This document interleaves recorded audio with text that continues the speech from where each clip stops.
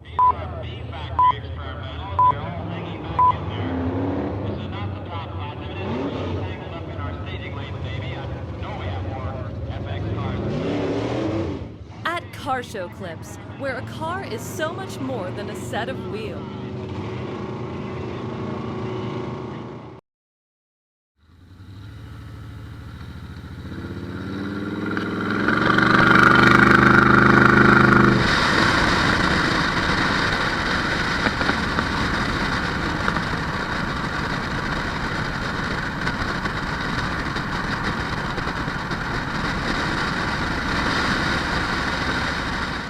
Bill Walth here. I'm from Allentown, and we're in Trexlertown.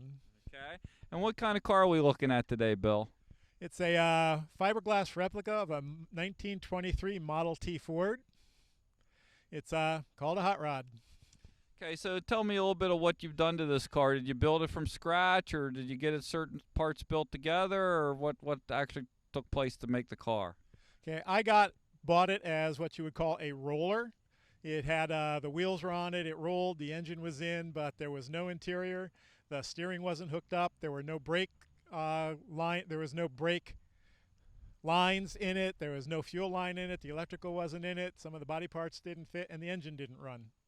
Okay, and what kind of motor looks pretty large? So what kind of motor is small block, big block? It's standard 350 Chevy built by my brother in Florida.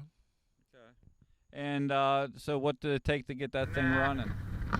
It took me about 5 years. A lot of the time I was unemployed, so I didn't have a lot of money to do it.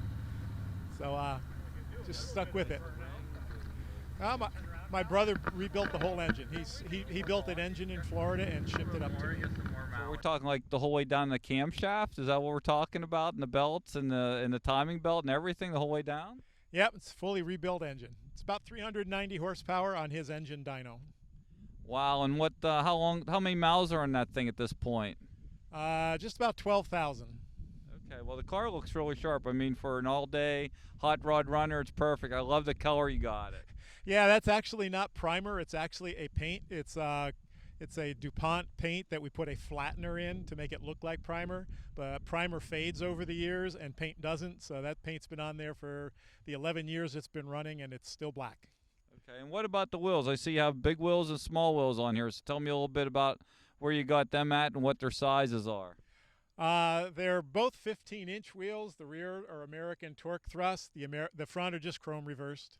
Okay, they look really sharp on there. I love the moons on the front, and I love the 5 spokes on the back. They look really sharp on the car. What about the scoop on the front? That's just for looks. My brother gave it to me with as a present one time, so I put it on. Okay. But it looks nice. I like the way it looks. Yeah, looks really sharp, Bill. Well, I'm sure we're gonna take it out for a ride here and see what it looks like when we get down the road. But I think the car looks really nice. What year did you actually get this car, and what year did you actually get it finished and start running it down the road? I got the car in 2001. I had just started a new job, and literally the Sunday after I started the new job, this car was in the paper as a project, and I bought it when my wife was out of town. What about these, like the exhaust and everything coming off the side? Were they ones you found and put on, or were they with the car? They were with the car, but the first set broke, I think because it was sitting so long. The original chassis was built in 1989, and I think because the engine was never run, the original exhaust system rusted out. And I was driving along the road one day and heard a weird sound, and the exhaust broke. And what about the interior? Did you do it? Did you get somebody to do some of the upholstery in that in there? No, I did that too. It's just an Indian blanket. It's tucked in, and the side panels are just carpeting that we put in. Looks good. Well, okay.